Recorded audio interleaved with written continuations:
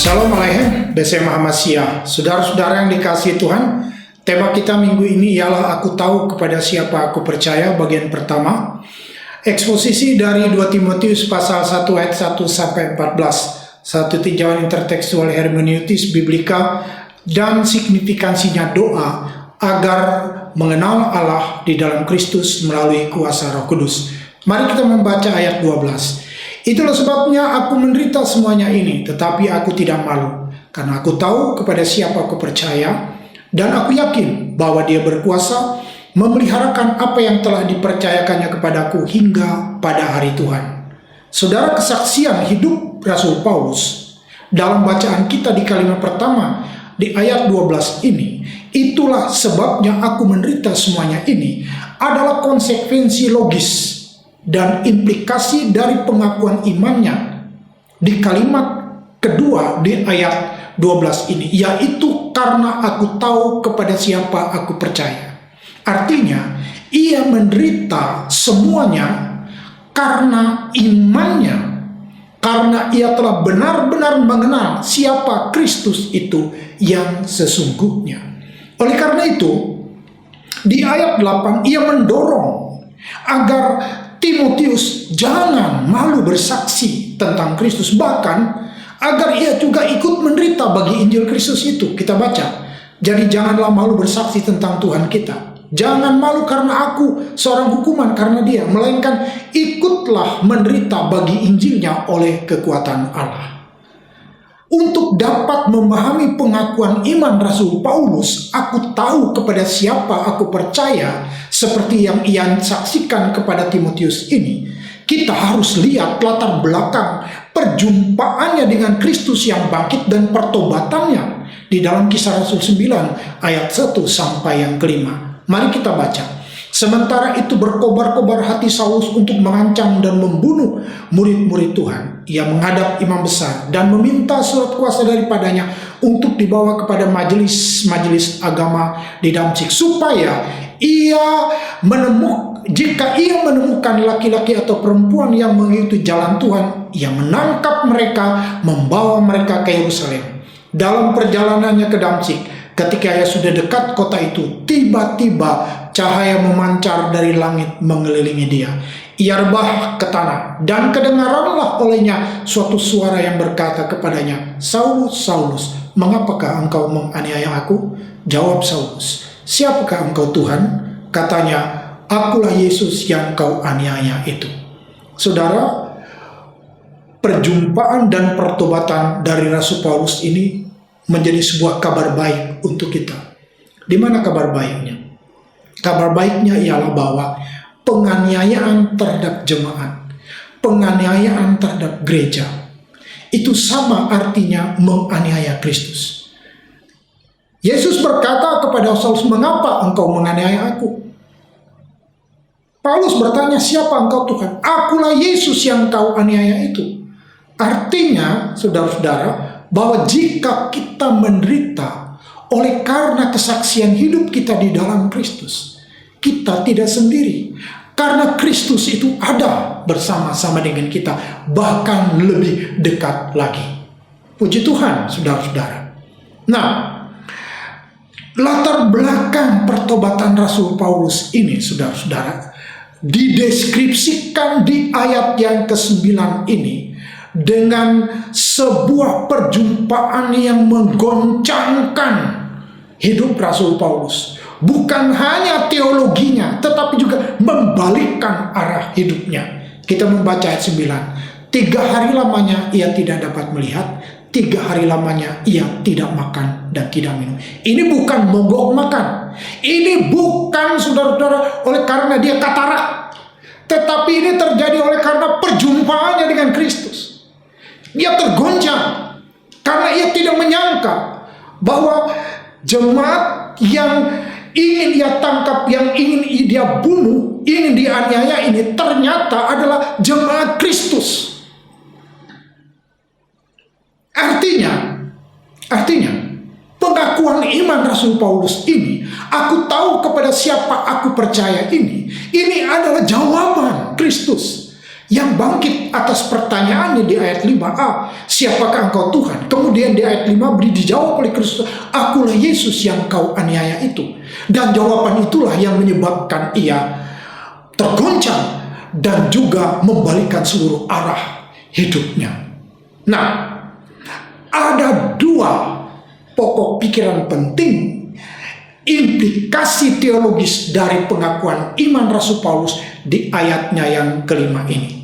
Yang pertama, pokok pikiran penting yang pertama di ayat 5a, aku tahu kepada siapa aku percaya. Pokok pikiran penting yang kedua di ayat 5b, aku Yesus yang kau aniaya. Mari kita lihat implikasi teologis pokok pikiran pertama di ayatnya yang ke-5a, siapakah engkau Tuhan?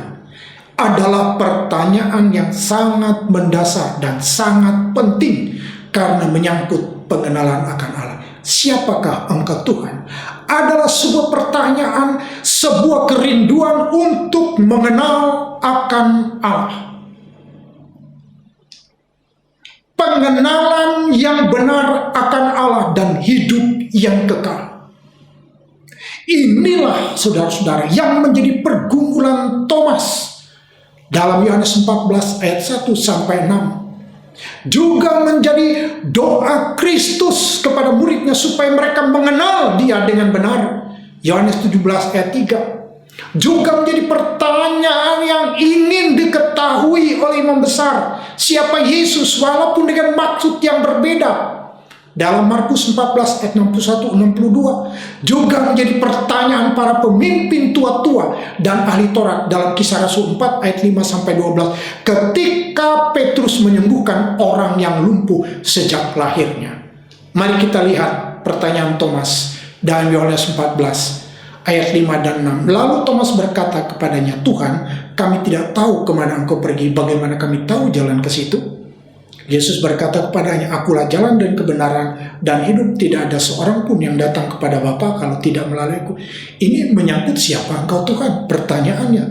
Tapi Yesus menjawab, aku jalan dan kebenaran dan hidup, tidak ada seorang pun datang kepada Bapa kalau tidak melalui aku. Kemudian doa Kristus kepada muridnya supaya mengenal dia dengan benar. Yohanes 17 ayat 3. Inilah hidup kekal itu, yaitu bahwa mereka mengenal engkau satu-satunya Allah yang benar dan mengenal Kristus Yesus telah engkau utus. Saudara-saudara, mengenal Allah dengan benar itu hanya melalui Kristus. Pertanyaan imam besar dalam Markus 14 ayat 61-62. Tetapi ia tetap diam, tidak menjawab apa-apa. Imam besar itu bertanya kepadanya sekali lagi, apakah engkau Mesias, anak dari yang terpuji? Atau istilah lain, anak Allah? Jawab Yesus, akulah dia, dan kamu akan melihat anak manusia duduk di sebelah kanan yang maha kuasa dan datang di tengah-tengah awan di langit. Mereka ingin tahu, tetapi dengan maksud yang berbeda, untuk mencelakakan Yesus. Sebab atas dasar itu, Yesus dikatakan tidak perlu saksi lagi. Yesus dituduh menghujat Allah, karena dengan dia menyatakan bahwa dia adalah anak Allah, artinya ia menyamakan dirinya bahwa dia adalah Allah. Kemudian pertanyaan para pemimpin Yahudi tua-tua dan ahli Taurat dalam Kisah Rasul 4 ayat 5 dan 7. Pada keesokan harinya pemimpin-pemimpin agama Yahudi serta tua-tua ahli-ahli Taurat mengadakan sidang di Yerusalem dengan imam besar Hanas, Kayafas, Yohanes, Alexander dan semua orang lain termasuk dalam keturunan imam besar. Lalu Petrus Yohanes dihadapkan pada sidang itu dan mulai diperiksa dengan pertanyaan, dengan kuasa manakah atau dalam nama siapakah kamu bertindak demikian itu? Pertanyaannya, ini termasuk dalam pertanyaan, siapakah engkau Tuhan? Tuhan siapa yang menyembuhkan orang lumpuh? Yang sejak lahirnya itu pertanyaan mereka. Jawab Petrus Yohanes menjawab di ayat 11 dan 12. Yesus adalah batu yang dibuang oleh tukang-tukang bangunan, yaitu kamu sendiri. Namun ia telah menjadi batu penjuru. Dan keselamatan tidak ada di dalam siapapun juga selain di dalam dia. Sebab di bawah kolong langit ini tidak ada nama lain yang diberikan kepada manusia yang olehnya kita dapat diselamatkan. Saudara perhatikan di situ. Ini merupakan interogasi dari para pemimpin tua-tua dan ahli Taurat kepada Petrus dan Yohanes. Dengan kuasa siapa? Si Tuhan siapa yang melakukan itu? Jawabannya sangat jelas. Yesus yang dianiaya engkau bunuh namun telah bangkit, itu dialah yang menyembuhkan ini. Kita perhatikan jawaban Petrus ini mengutip Mazmur 118 ayat 22 dengan menegaskan bahwa Kristus adalah batu yang dibuang oleh tukang-tukang bangunan bangsa Yahudi, tetapi yang oleh Allah dijadikan batu penting dalam bangunan tersebut. Selanjutnya Petrus mengatakan bahwa keselamatan hanya ada di dalam Dia, yaitu Kristus yang telah menyembuhkan orang lumpuh yang kamu lihat ini, dan bahwa jika orang-orang Yahudi menolak kuasa namanya yang menyelamatkan itu, maka bagi mereka tidak tersedia lagi jalan keselamatan yang lain. Itu saudara-saudara jawaban dari Petrus kepada mereka. Kita masuk pada implikasi teologis pokok pikiran kedua dari ayat 5b. Akulah Yesus yang kau aniaya. Jawaban dari Kristus kepada Paulus ini bukanlah sekedar jawaban untuk memenuhi rasa keingintahuan logika dan batin Rasul Paulus, tetapi ini merupakan sebuah penyataan khusus yang membuat Rasul Paulus dapat mengenal siapa Kristus, yang menjadi alasan pengakuan imannya. Aku tahu kepada siapa aku percaya. Jadi jawaban itu cukup membuat Rasul Paulus mengerti, mengenal. Ini merupakan sebuah penyataan khusus. Kita baca ayat 20 dan 22 dalam Kisah Rasul pasal 9 ini, bahwa setelah mengalami perjumpaan dengan Kristus dan mengenal misteri Kristus itu melalui penyataan khusus ini, maka Rasul Paulus sanggup membuktikan bahwa Yesus adalah Mesias, anak Allah. Kebalikan dari menghujat, kebalikan dari menganiaya, kebalikan dari keinginan untuk menangkap dan membunuh orang Kristen. Sebaliknya di ayat 20 dan 22 ini ia dapat membuktikan bahwa Yesus adalah Mesias, anak Allah. Artinya Yesus adalah Allah. Kita baca. Ketika itu juga ia memberitakan Yesus di rumah-rumah ibadat dan mengatakan Yesus adalah anak Allah. Semua orang yang mendengar hal itu heran dan berkata, bukankah dia ini yang di Yerusalem mau membinasakan barang siapa yang memanggil nama Yesus ini? Dan bukankah ia datang ke sini dengan maksud untuk menangkap dan membawa mereka di hadapan imam-imam kepala? Akan tetapi Saulus semakin besar pengaruhnya, dan ia membingungkan orang Yahudi yang tinggal di Damsyik karena ia membuktikan bahwa Yesus adalah Mesias. Saudara-saudara, penyataan khusus ini menyebabkan selubung yang ada di mata rohani Rasul Paulus itu diangkat. Kemudian ketika Yesus menyatakan ini, seluruh isi kitab suci yang selama ini dia pelajari itu membuktikan bahwa Yesus adalah Mesias, anak Allah. Nah, saudara tahu, riwayat selanjutnya yang sangat menarik ialah 28 tahun setelah perjumpaannya dengan Kristus dan pertobatannya ini, Rasul Paulus menulis surat kepada jemaat yang dirintis olehnya, yaitu jemaat Filipi, tentang pengalaman dan pemahamannya tentang Kristus ini. Dalam Filipi pasal 3 ayat 6 sampai yang ke-10. Tentang kegiatan aku penganiaya jemaat, tentang kebenaran dalam mentaati hukum Taurat, aku tidak bercacat. Tetapi apa yang dahulu merupakan keuntungan bagiku, sekarang ku anggap rugi karena Kristus. Malahan segala sesuatu kuanggap rugi karena pengenalan akan Kristus Yesus Tuhanku lebih mulia daripada semuanya itu. Oleh karena dialah aku telah melepaskan semuanya itu dan menganggap sampah, supaya aku memperoleh Kristus dan berada di dalam Dia, bukan dengan kebenaranku sendiri karena mentaati hukum Taurat, melainkan dengan kebenaran karena kepercayaan kepada Kristus, yaitu kebenaran yang Allah anugerahkan berdasarkan kepercayaan. Ayat 10, yang kukehendaki ialah mengenal Dia dan kuasa kebangkitannya dan persekutuan dalam penderitaannya, di mana aku menjadi serupa dengan Dia dalam kematiannya, supaya aku akhirnya beroleh kebangkitan dari antara orang mati. Bukan seolah-olah aku telah memperoleh hal itu atau telah sempurna, melainkan aku mengejarnya kalau aku dapat juga menangkapnya, karena aku pun telah ditangkap oleh Kristus Yesus. Menurut ayat 10, saudara perhatikan ada dua aspek yang diungkapkan oleh Rasul Paulus dari pengalamannya mengenal Kristus sejak perjumpaan dan pertobatannya dengan Kristus dalam Kisah Rasul 9 ayat 1 sampai yang kelima. Pertama, menurut ayat 10 Filipi pasal 3 ini, mengalami kuasa yang mengalir dari kesatuan dengan Kristus yang sudah bangkit. Dan yang kedua, memasuki persekutuan dalam penderitaannya. Kita baca, yang kukehendaki ialah mengenal Dia dan kuasa kebangkitannya dan persekutuan dalam penderitaannya. Saudara-saudara yang dikasihi oleh Tuhan, mari kita melihat signifikansi doa untuk mengenal Allah dengan benar. Supaya kita dapat mengenal Allah dengan benar. Seperti pengakuan iman Rasul Paulus ini, aku tahu kepada siapa aku percaya. Maka kita membutuhkan sebuah doa, membutuhkan sebuah penyingkapan dari Allah, membutuhkan penyataan khusus dari Allah, supaya kita dapat mengenal siapakah Kristus itu yang sesungguhnya dalam hidup kita. Pengenalan akan Allah itu, saudara-saudara, ada dua. Melalui pengetahuan alami atau penyataan umum. Roma 1 ayat yang ke-20 mengatakan, sebab apa yang tidak nampak daripadanya, yaitu kekuatannya yang kekal dan keilahiannya, dapat nampak pada pikiran dari karyanya sejak dunia diciptakan, sehingga mereka tidak dapat berdalih. Allah yang kekal, yang tidak nampak itu, dapat nampak kepada pikiran kita dari karyanya sejak dunia dijadikan.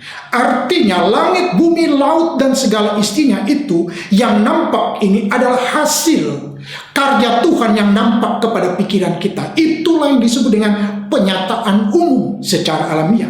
Dan setiap manusia tidak dapat menyangkal kebenaran itu.